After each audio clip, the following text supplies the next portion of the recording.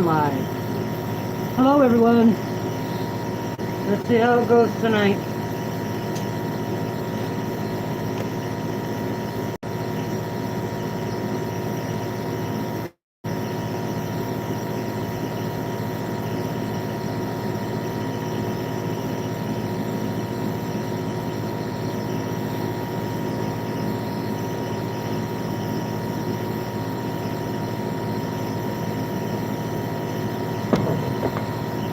Hi Betty.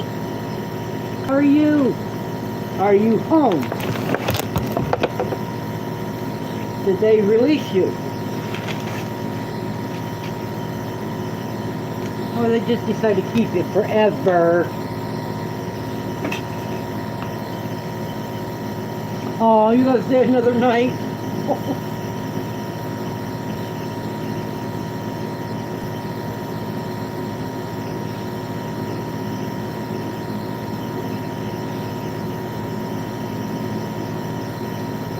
Hello Lacey. How are you?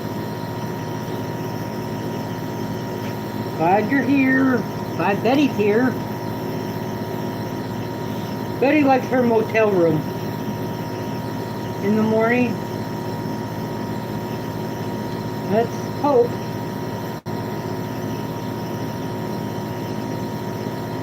You're okay? Okay.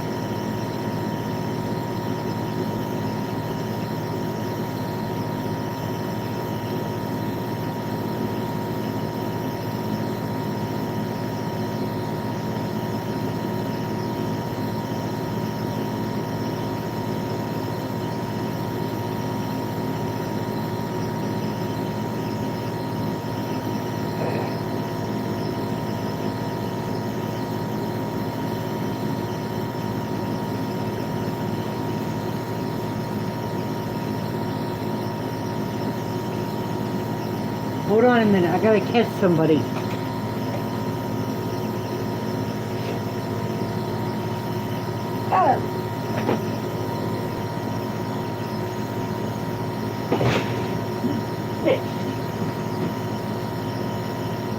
Okay, next time.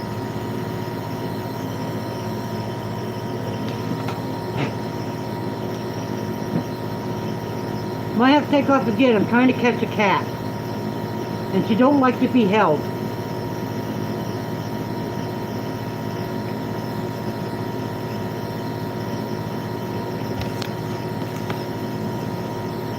Oh, I better go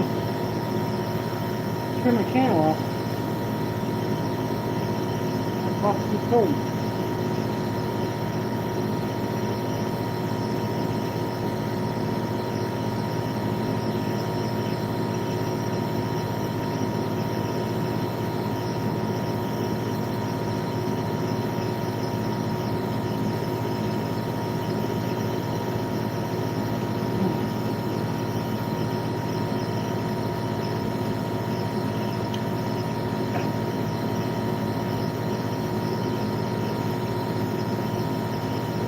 You're still here? Okay. Feeling a lot better though, Lady C? Betty just wants to get out of the hospital.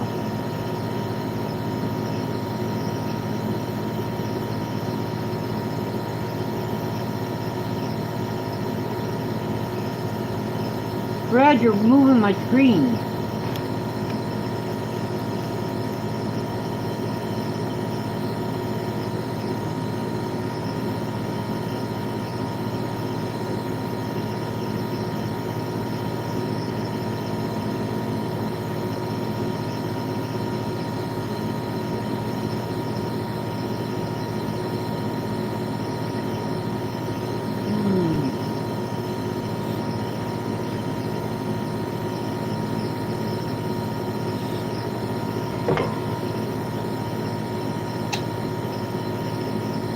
Tucker Power.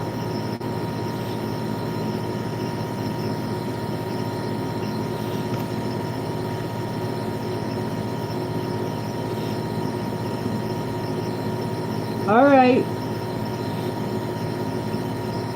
We can do that.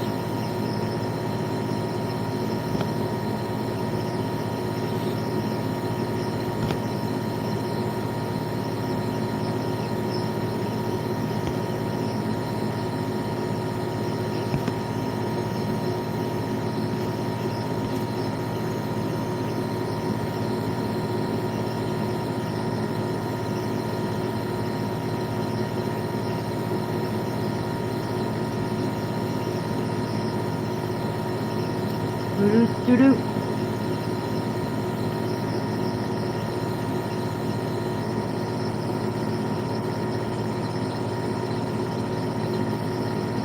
Where are you cooking?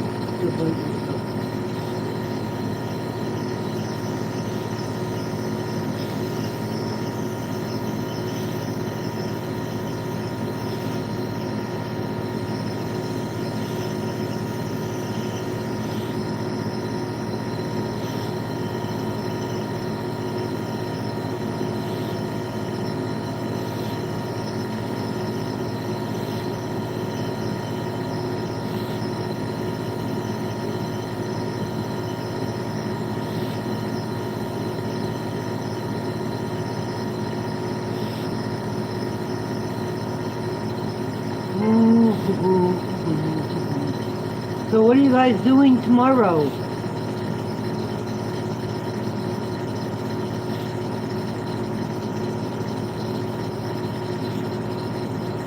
Hi, Coop.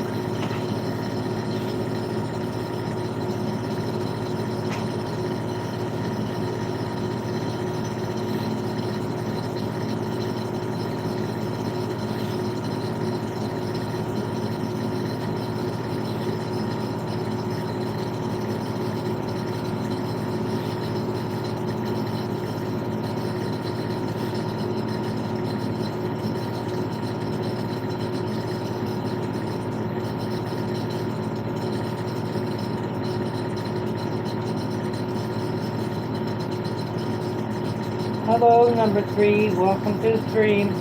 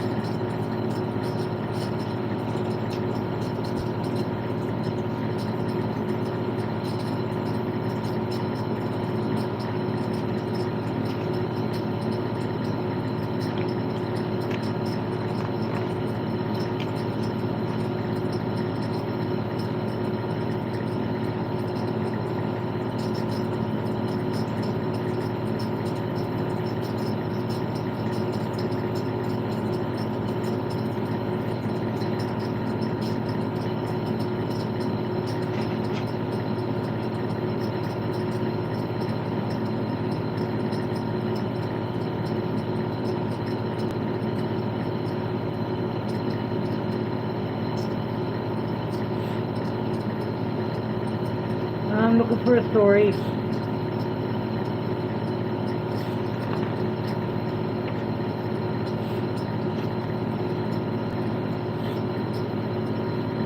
think we're going to read Supernatural Cemetery Tales. And we're going to read a story. Maybe a couple stories tonight.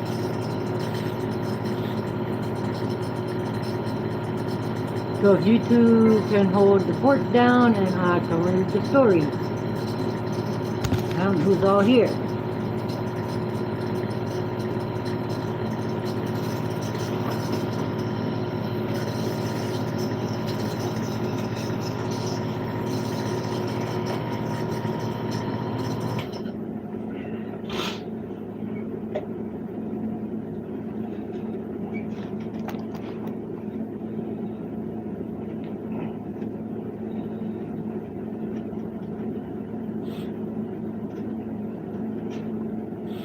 Oh, Ouija's keeping fit for me.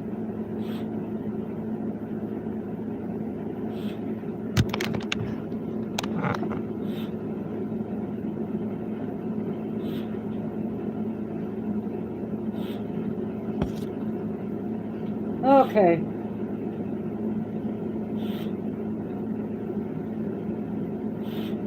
Alright, I gotta find my one book I've been reading it from real quick. Found it.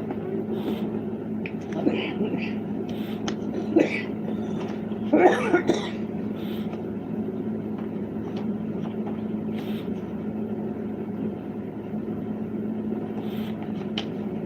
think it's this one I want. Yep, it's this one I want. Let's see. Keep. I'll put a K behind it for keep.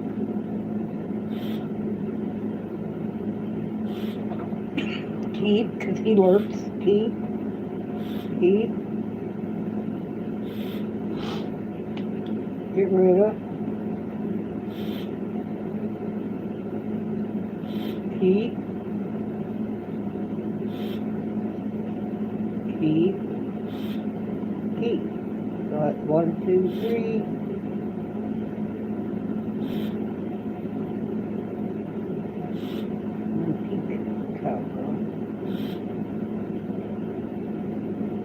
I got 2 I'm questioning on. Okay, let's see.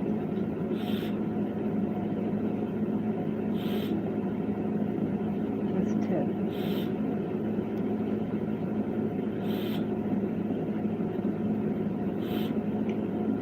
We're testing tonight, see how it goes.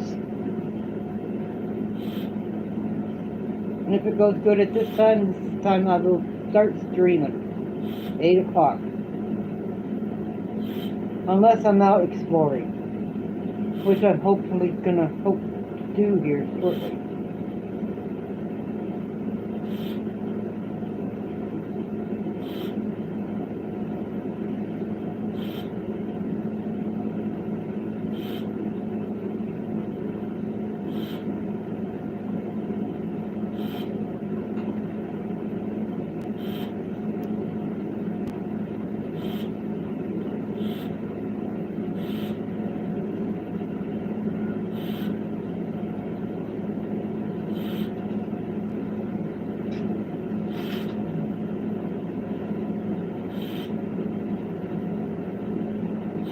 Yeah, Vicky was looking for you last night, Betty, but you were already gone.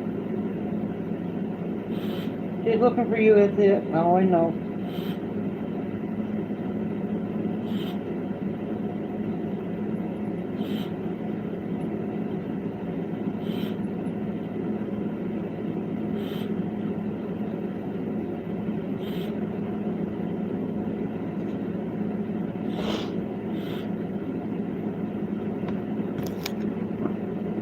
Well, I guess everybody left me already. I know Lady C's here. Nope. Nope. Nope.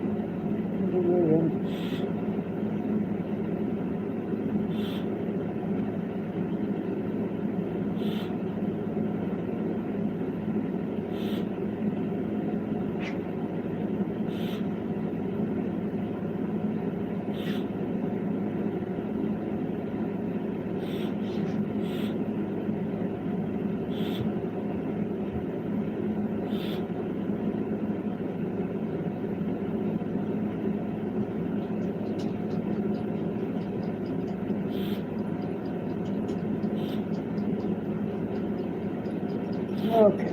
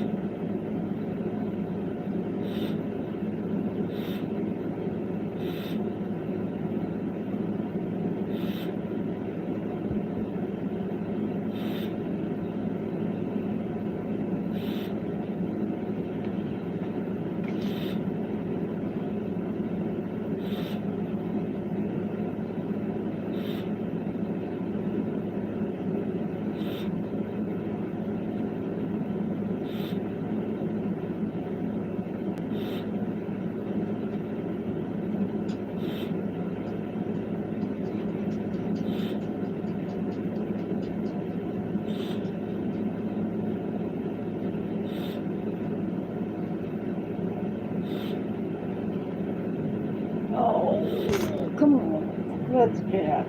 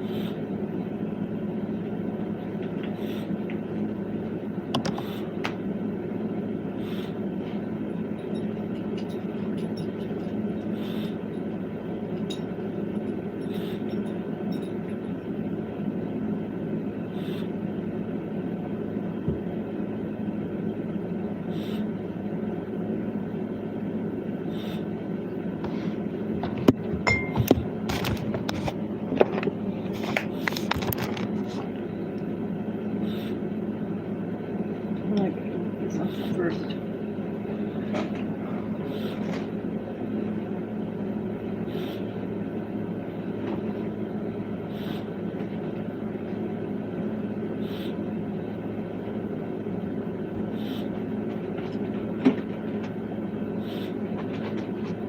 Oh, you want this? I don't know if you eat coleslaw.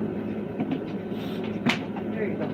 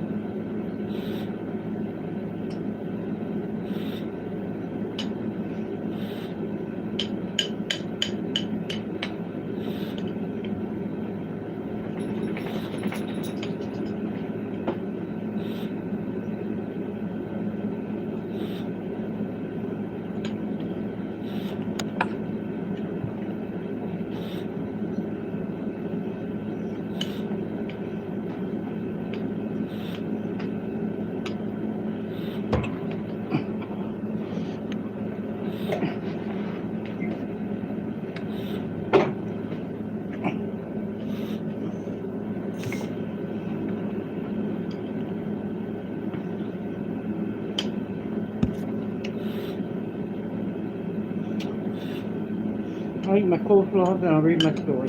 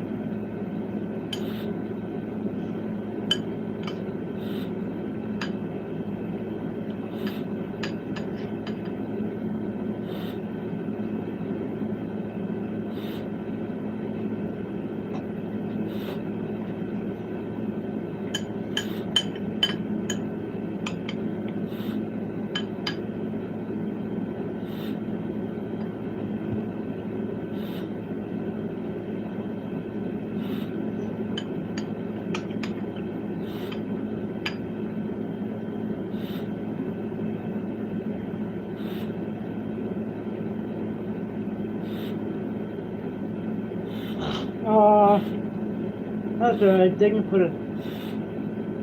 Oh no, but.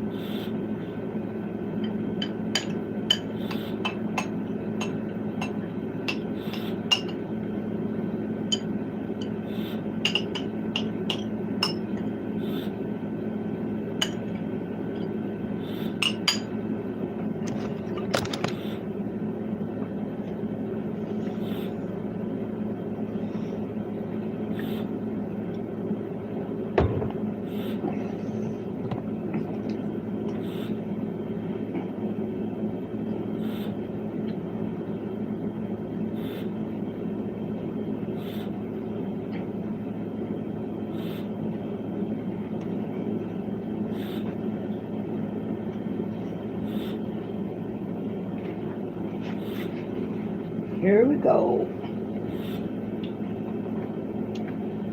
Supernatural Cemetery Tales. As a pastor in need of a break from the mix of politics and religion, I took a sabbatical from denominational ministry for a few years in the late 1990s. During most of the time, I worked a very unique and inglorious job. I was a grave digger. From 2000 to 2006, I worked at Erie County Memorial Gardens in Erie, Pennsylvania. It was part of a large conglomerate of cemeteries with over 100 located in Pennsylvania alone.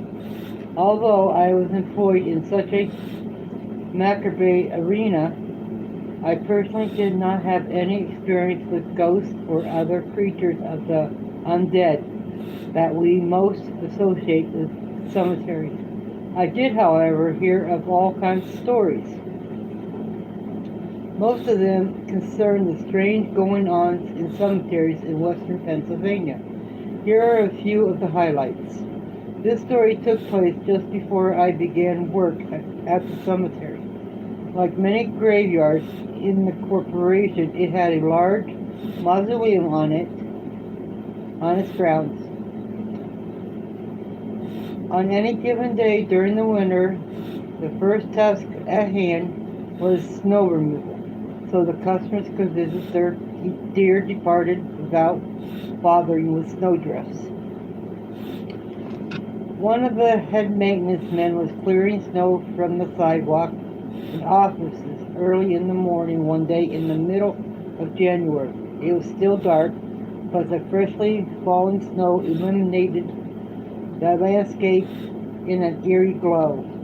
The maintenance man decided to save gas and walk a quarter mile from the office building to start shoveling the snow around the mausoleum. Halfway there, he saw a figure walking behind the building. From the sides, it looked like a child had just walked behind the mausoleum, but the worker could not be sure. It was a little odd, but not entirely out of the ordinary that someone would take an early morning walk around the cemetery for exercise. But it was downright peculiar for someone to do it after a heavy snowstorm, let alone with a child. So wearily he surveyed the grounds for any sign of a child or parent who might be getting some brisk morning exercise. But he saw no one as he neared the building. He circled around to where he swore he saw the figure of the child, but there was no footprints in the snow. As he walked up from the new snow, he saw a face peering from around the corner on the other side of the building, just 50 feet away from him. He could not make out features, but he saw the rough shading of eyes, mouth, and nose from the shadowy figure that was examining him. It was about 3 feet tall and the size of a young child. "Hey, what are you doing here?" he shouted and started to make his way through the drifts to the curious face. But as soon as he started to move, the head quickly disappeared from the corner. The maintenance man added some speed to his gait, but when he arrived at the corner, the child was gone. As he looked down to see where the young one had ran to, he once again saw no footprints. Amazed and disturbed, he threw his shovel into the ground and mumbled to himself. He was sure someone was playing tricks on him, but he was clueless as to who it could be. For all he knew, he was alone in the 70-acre cemetery, alone except for a small child who could disappear without leaving any tracks in the snow. He shrugged and made mental note to drill the other members of the crew when they came in to see if any one of them was up to shenanigans. If it were a trick, they would probably egg him on a while, but then got their jollies at his expense. But trying to push aside the oddness of events, he went about shoveling the snow. Okay, this is getting ridiculous.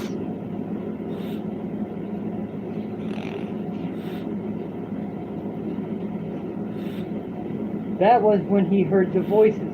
At first he thought it might be the wind. The mausoleum was out in an open field, and sometimes the wind whipped around the building fiercely and made all sorts of odd noises. But after a while, he knew it was not the wind. He heard whispering voices even when the air was still.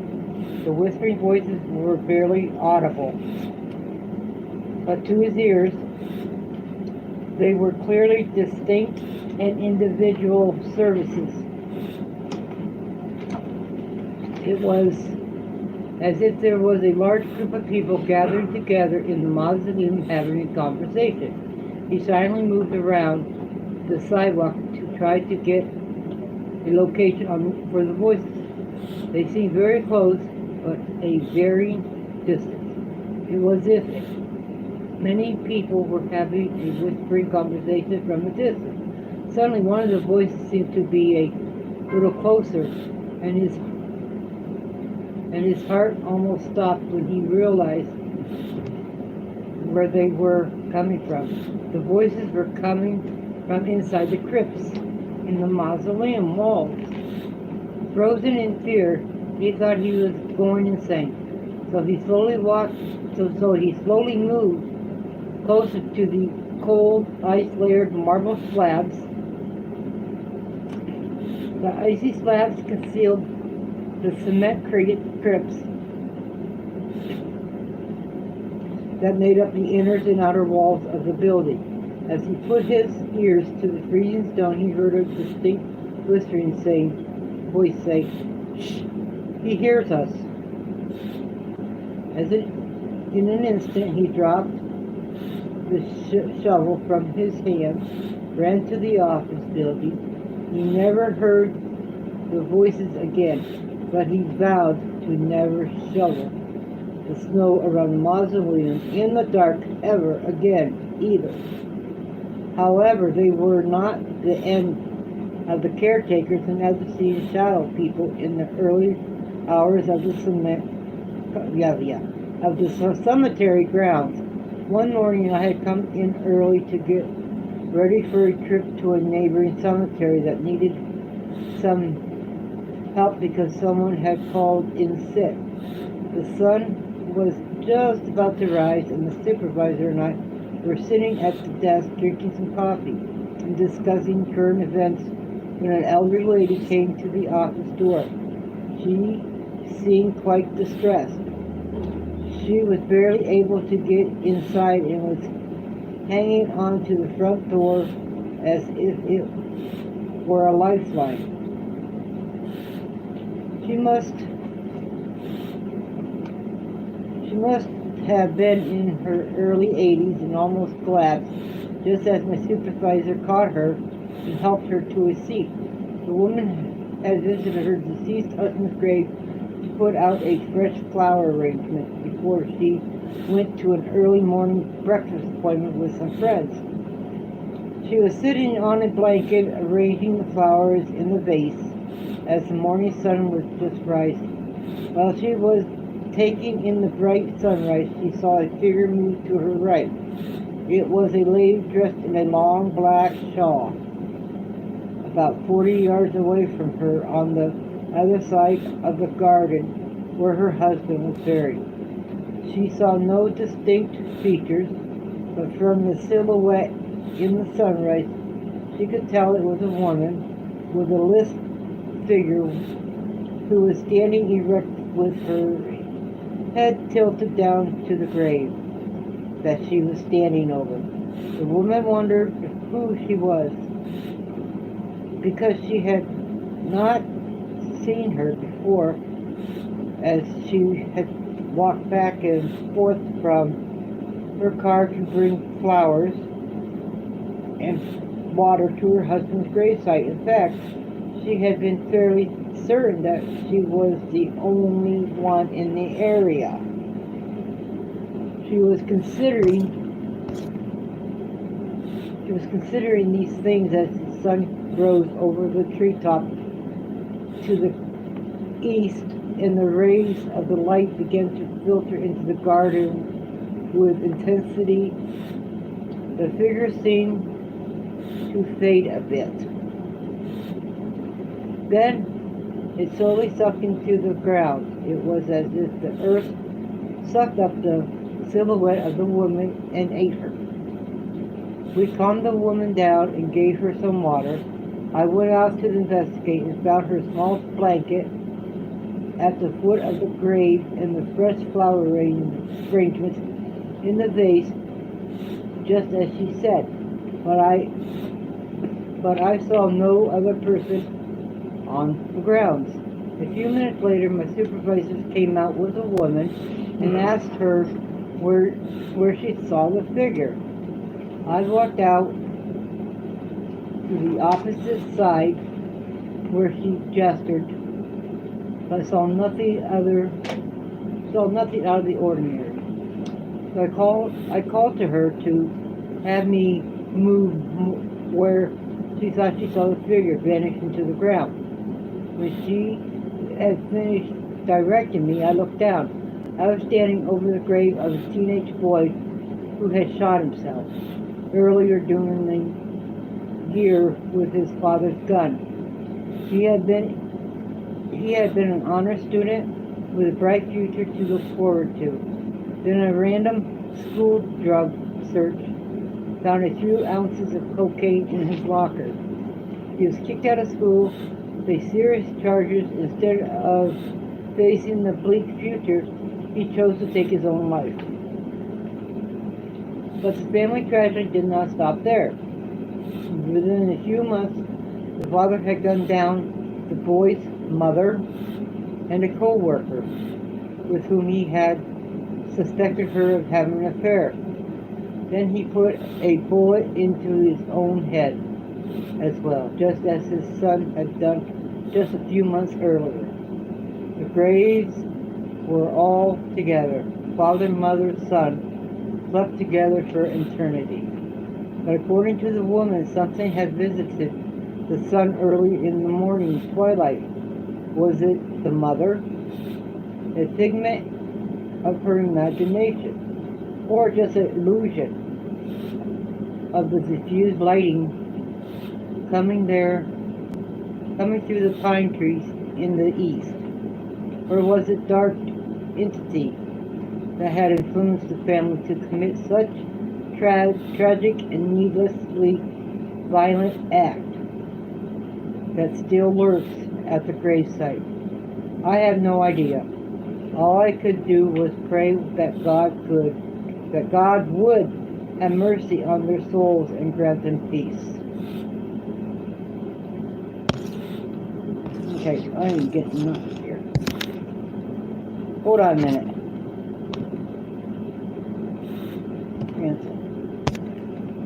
I don't know if anybody's chatting, so I gotta get my phone and check this out.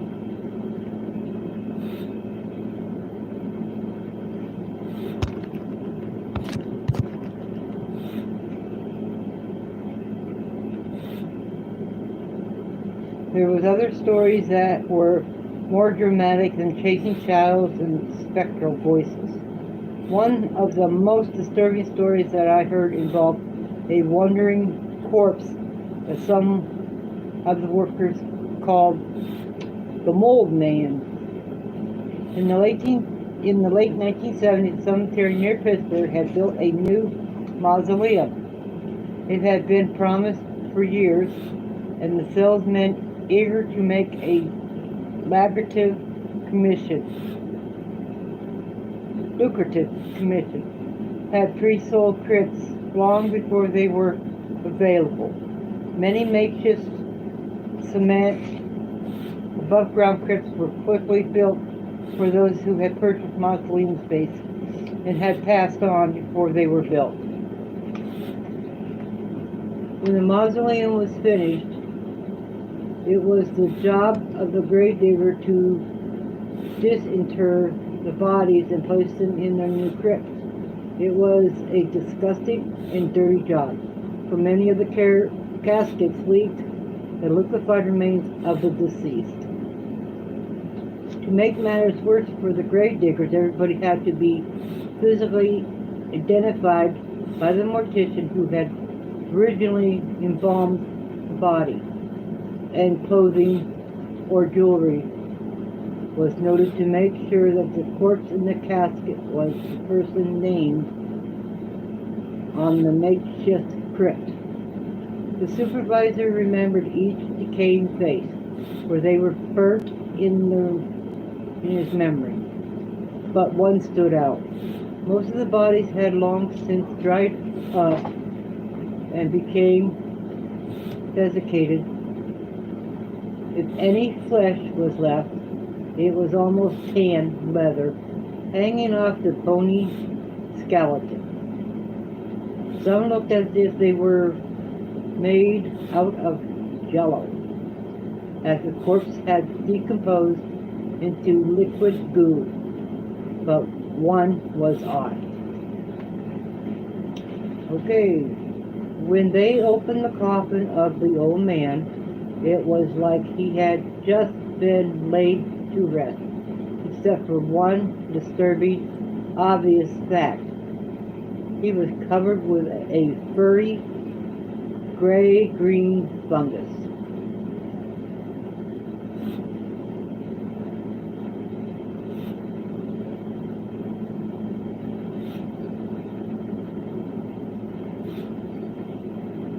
All of his flesh had been eaten by the fungus, but it held the shape of his face so well that it shocked the superintendent and the undertaker, except for the odd color of the fleece-like look of his skin.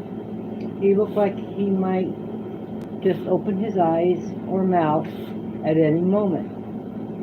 They quickly got over the initial shock and noted that, yes, he was who he was supposed to be, and put the coffin in the second level in the back of the newly constructed mausoleum. On Monday morning, when the maintenance crew came to open up the office, they noticed the mausoleum door was open. As they neared the open door, they immediately knew something was wrong. Something was smeared on the glass door of the mausoleum, and as they looked inside, one of the crypts was open, and it was empty. Fearing they had been targeted by grave robbers, they went to call the police. As they rounded the corner to head back to the office, they passed the old makeshift cement crypts. One was open, and it held a casket. It was the casket of the mold man.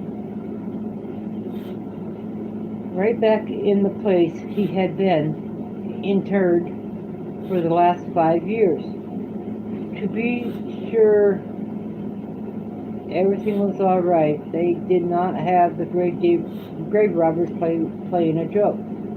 They opened up the coffin, the body was still there, and the jewelry he wore was still intact.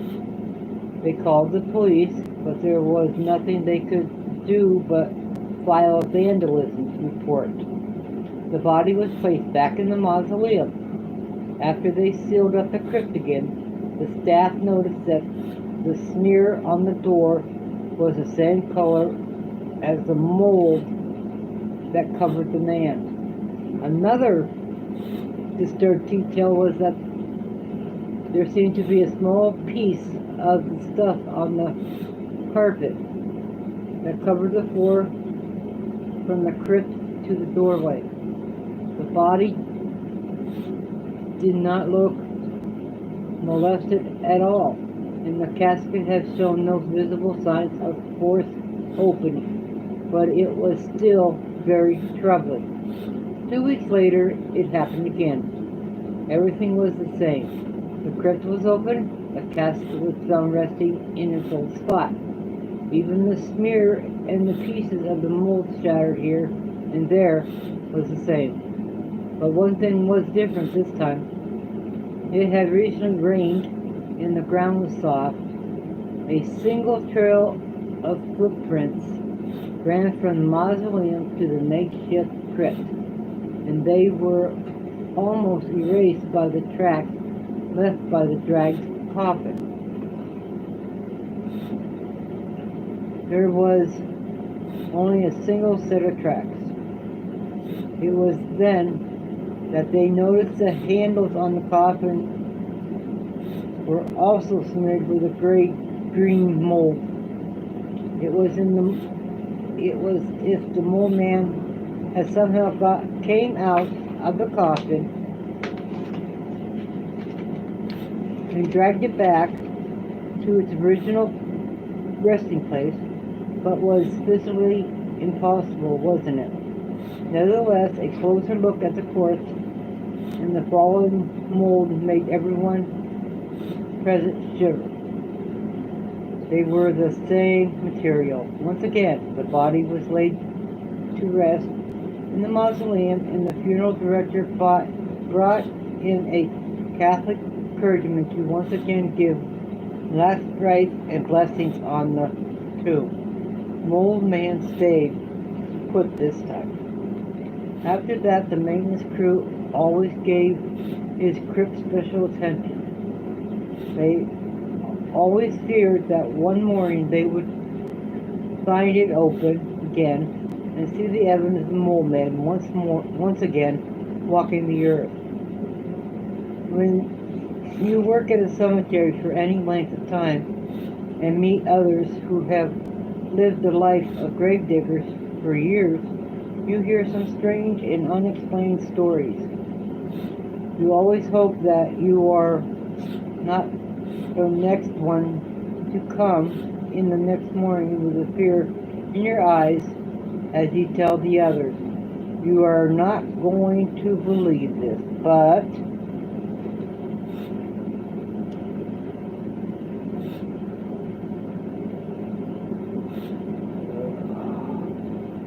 let's take a little break here and then we'll read another one. Once I find my, there it is.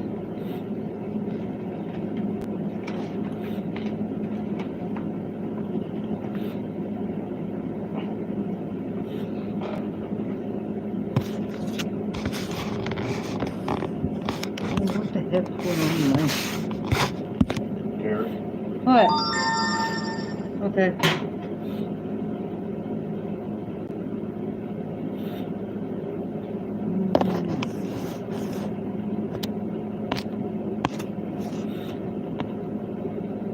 Why can't I? Who's all here? Will somebody please text so I know it's working? If it's not working, I'll have to start another stream. As long as I'm getting people.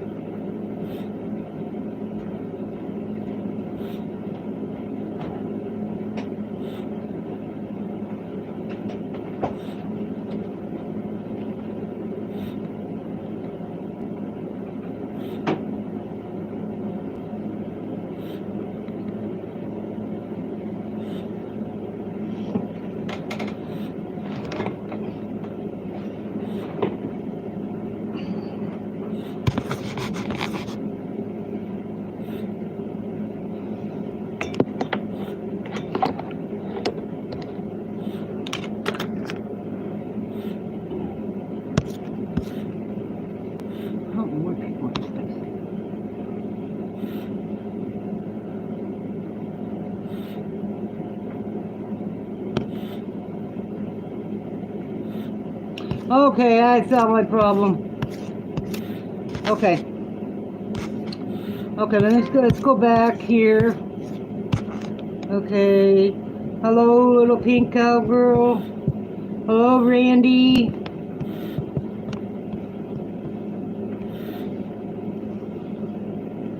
How you doing, Randy? Hello, Funny TV. Hello, Funny Bunny. Welcome, Funny Bunny. I love your name.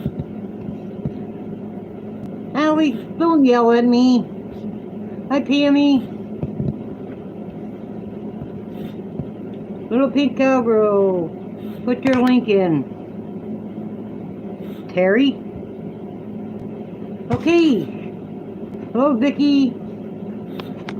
I had it on Top Chat, not whatever.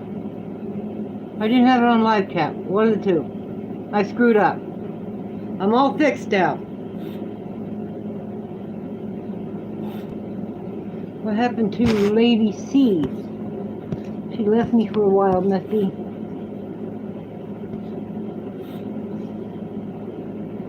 Okay, I have to go get my phone.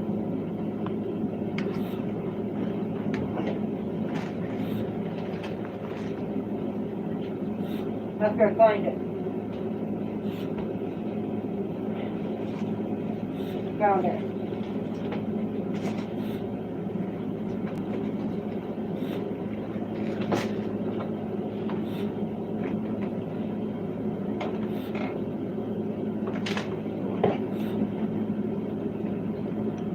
Okay. Okay, everybody try to contact me. Let's see.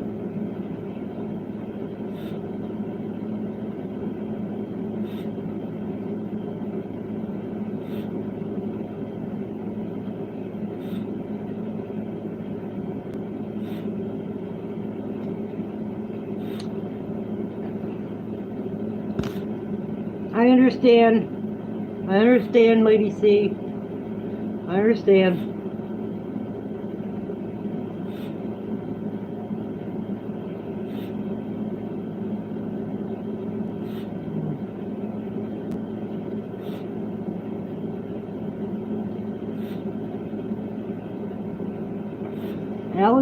Ellie, why are you making faces?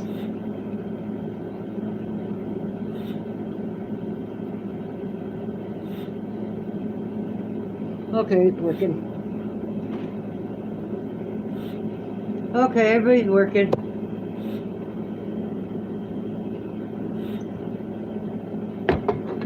Betty's back.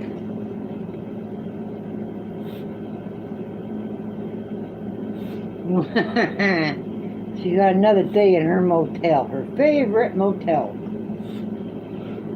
Come on. We got to get a Coke run.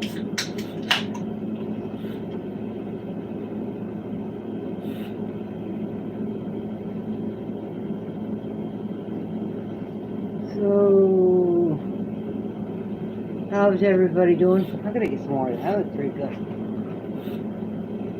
I gotta catch a cat. I'm gonna see if I can get her this time. Hold on.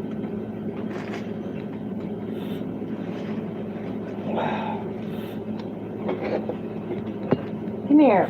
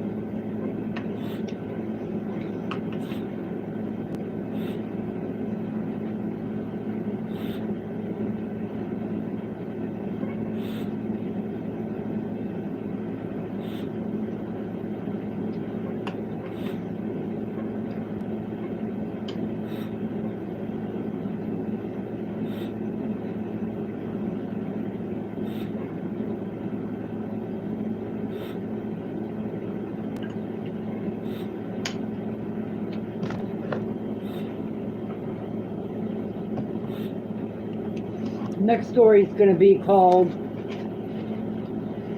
She Watches from the Grave. I got pictures to show you in this one.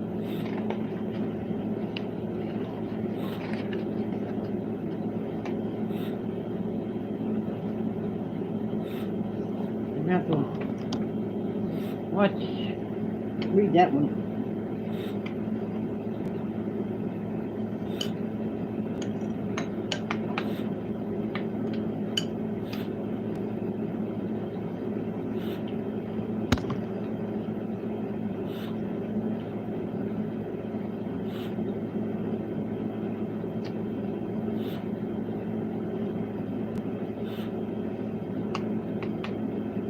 So how are you doing, Vicky?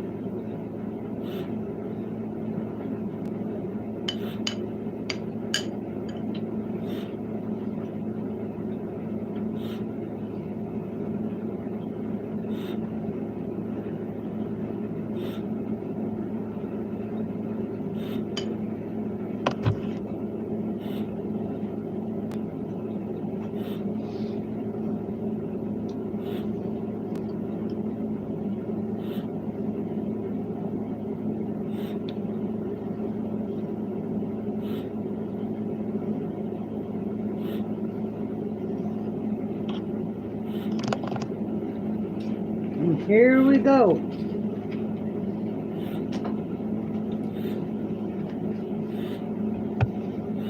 Far from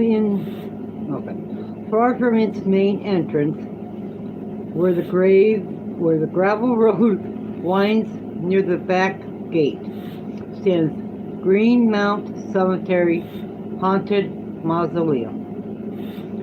It is not especially large, but it is stately, with a small porch supported by 4 pillars. Its heavy gray stone is contrasted by a tempting patch of color within. To get a good look, a passerby must climb the stairs to the narrow porch and come nose to nose with the crypt glass doors and peer between the metal bars. On each side are 4 drawers, occupied and identified accordingly. On the back wall is a vivid hue in artisan craftsmanship of an elderly woman stares back from a stained glass window portrait. Her impression is stern, but it is her eyes that are haunting. As you study her, she studies you back. There is an eerie feeling of being watched. According to legend, her eyes actually move to follow visitors until they are safely out of range. Local lores explain that she holds this internal vigil because her husband wronged her in life. She is forever watching him in death. Versions say that she guards her family from beyond the grave with her eyes, not only on anyone who approaches from the outside, but also on anyone entombed on the inside. Children who play hide and seek gaze in the cemetery see her both as prosecutor, using the mausoleum as a safe space, and as an opponent, identifying her as a threat to either hide or run from. Known most often simply as the Haunted Mausoleum, the structure stands in Section P, Lot 49 and 50. The lot were purchased on July 18, 1924 by brothers J.T. and James J. Martin, whose initials preside over the crypt entrance. The mausoleum was constructed in the same year and marked with the date of the roof peak. The first record in the lot book is for Maud Martin, daughter of Joseph. Her sudden death on July 12, 1924, was likely the event that prompted her father and uncle to purchase the property and initiate construction.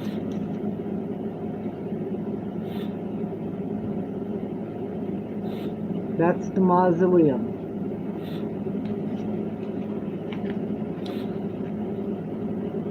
A crossed out notation in the cemetery's interment book indicates that Maud may have been temporarily buried in Section G until the mausoleum was completed.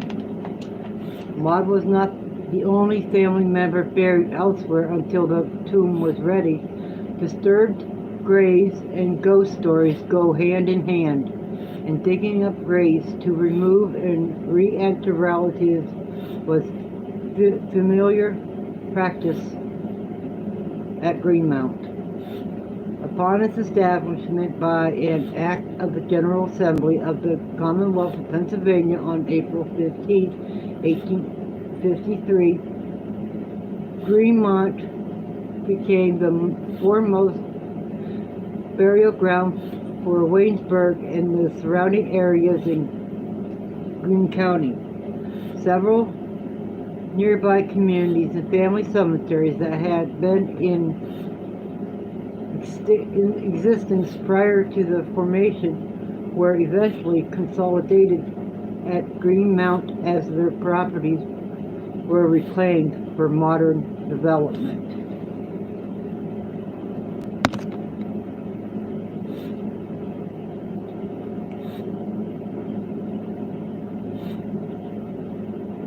In many cases, Waynesburg families preempted these mass relocations by buying lots into which they could remove ancestors from the old cemetery to Greenmount, so that the past and present generations were buried together.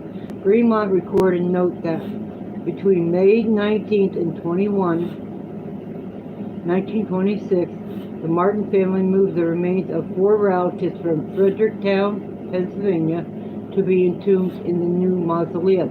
One of the 4 was Martha Moore Martin, 1880, mother of Joseph and James.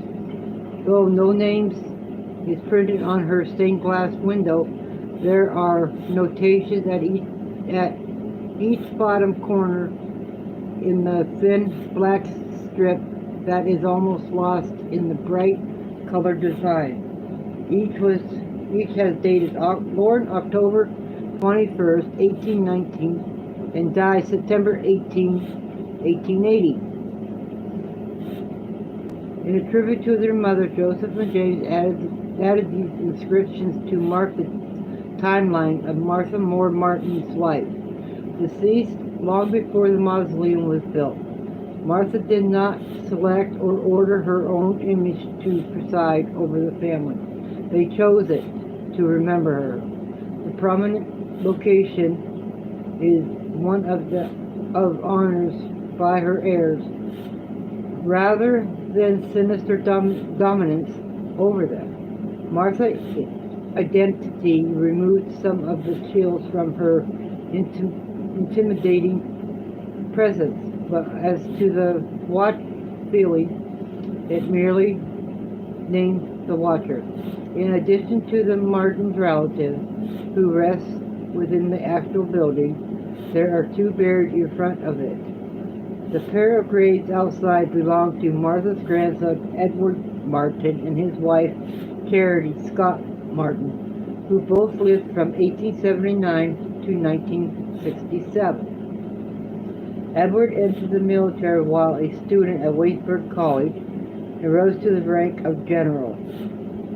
Equally successful in politics, he served as governor of Pennsylvania from 1943 to 47 and as a U.S. Senator from 47 to 59. Though Edward and Carrie are memorialized apart from the mausoleum that her father and uncle built. Edwards, I got some pictures here. Here's a picture of the stained glass in the mausoleum. And there's a picture of her. That's Maud. Not Maud. Martha. Yeah, Martha.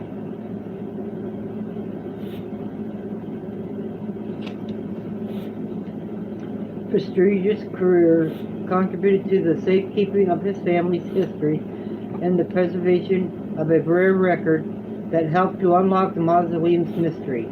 In the archives, the Greene County Historic Society, where a large Edward Martin collection is housed. His grandma's familiar gaze can be met once again, this time in an extra photograph. In the picture, Martha's eyes sit in exact the same uneasy position that they do in the crypt windows. In life, Martha had a condition that actually caused her eyes to wander. Preserved unedited by the artist, the eyes conditions recreate in stained glass lends himself to the illusion of watchfulness. Her identity known, her place of honor recognized, and her eyes understood, there remains one element of the ghost story that the archives cannot reconcile. The most popular telling a Martha's tale consistently claims some wrongdoing by her husband in life that caused her to be watching over him in death. Martha's crypt identified her as Martha Moore, wife of John M. Martin, but there is no space labeled for John. Though Martha was one of the 4 burials removed to the Greenmont from Fredericktown in 1926, the accompanying 3 were her parents and her daughter. Her husband is not listed.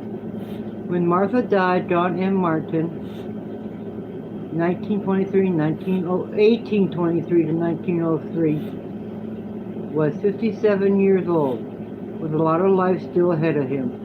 He buried Martha with her parents in Fredericktown, then he started over. On February 1st, 1881, 4 months after Martha's death, her widower was married to a woman 20 years younger than he. Widow Elizabeth Barr Montgomery, 1843 to 1930, with whom he raised a second family. The sons of John and Martha Moore Martin brought their mother to the mausoleum and put her picture in the window, but left their father where he lay. John was not buried with either of his wives. He rests with his father and a son by his second marriage at Amity Cemetery in Washington County, Pennsylvania. In the end, the one piece of Martha's mysterious stare that cannot be reasoned away in the possibility that she really is forever watching for her absent husband.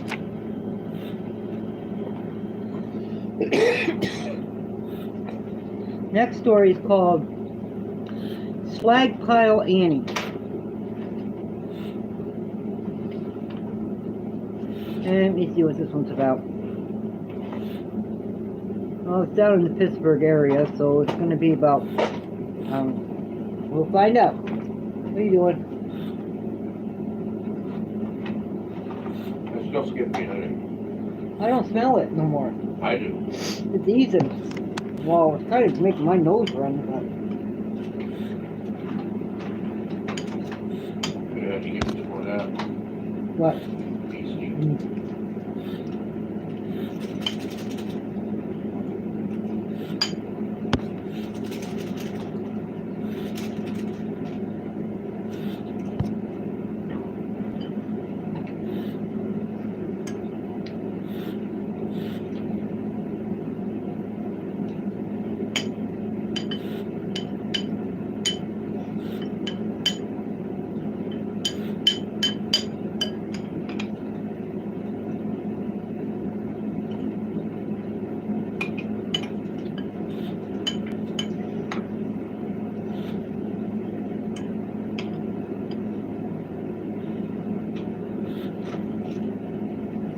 one more story, and I think that's it.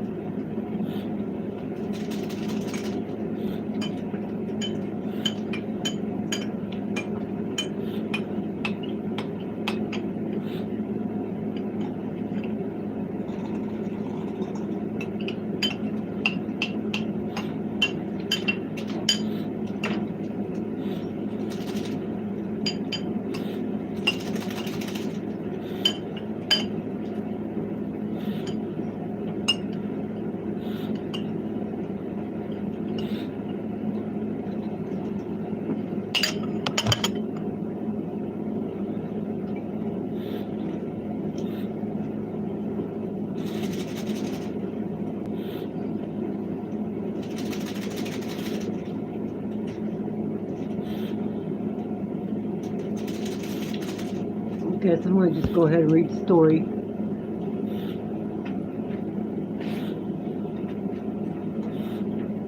I have to put my might help me able to see better.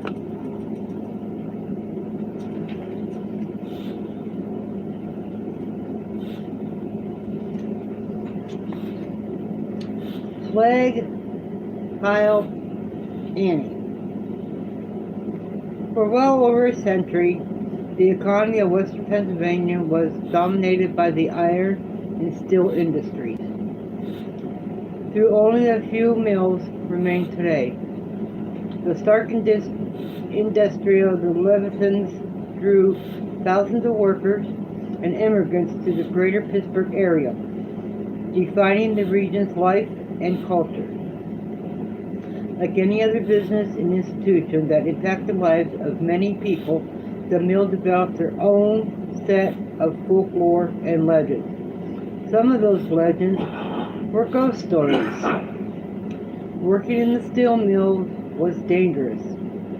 Before better safety measures were implemented, thousands of workers would be killed or maimed on the job every year. Even after safety precautions improved, there were still numerous injuries and deaths. Even after this, as one might expect, tales of the ghosts and hauntings have been linked to those horrific accidents. One of the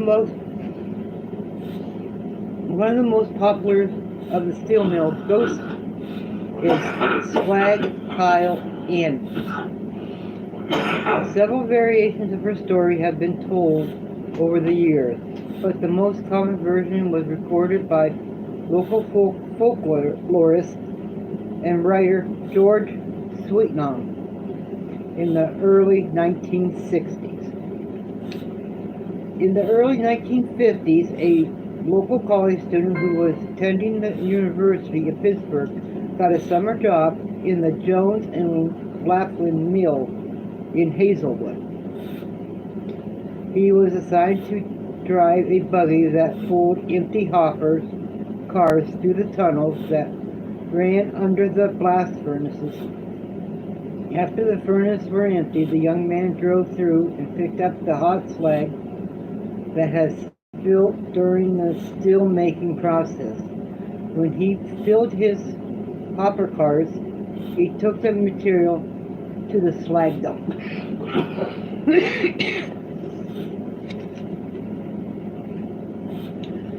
One day, while making his rounds through the poorly lit tunnels, the young man spotted a woman who was wearing work clothes and a red bandana in her hair. She was in her late 40s or early 50s. He pulled his buggy up beside her and warned her that she could get killed in the tunnels if she was there at the wrong time. The woman looked directly at him with an unnerving stare and said, "I can't get killed. I'm already dead." The young man was not sure what to do, so he continued his run. When he finished, he approached the foreman and told him about the woman. After the young man described her, the foreman told him that he had met Slag Kyle Annie. Annie had started working in the mill during the Second World war. Many women have filled the mill jobs that were left vacant when the men went off to fight. When the war ended, she continued at her job, which happened to be driving the buggy and collecting slag. About 5 years before the young man came to the mill, Annie was killed in an accident. Details of the incident are vague, but somehow Annie was burnt by the hot slag. In the years after the accident, Annie's ghost was often reported in the tunnels where she met her demise. The story of Slag Pile Annie, whether true or not, served other purposes in its retelling such stories were a warning and reminder of the constant dangers of mills. Even for those who perform rather mundane jobs, Slag Pile Annie's story always carried part of the mill's history. It was a memory or a commemoration of sorts of the important roles that women had played in industry during the war and the sacrifice that they made in the process. Some even sacrificed their lives supporting the war effort. Next one is called Mary Black's Grave, the Anatomy of a Legend Trip.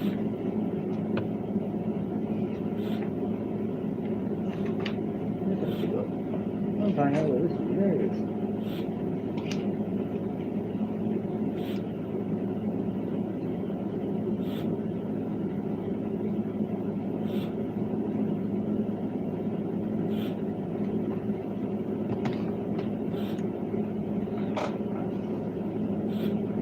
Whoa.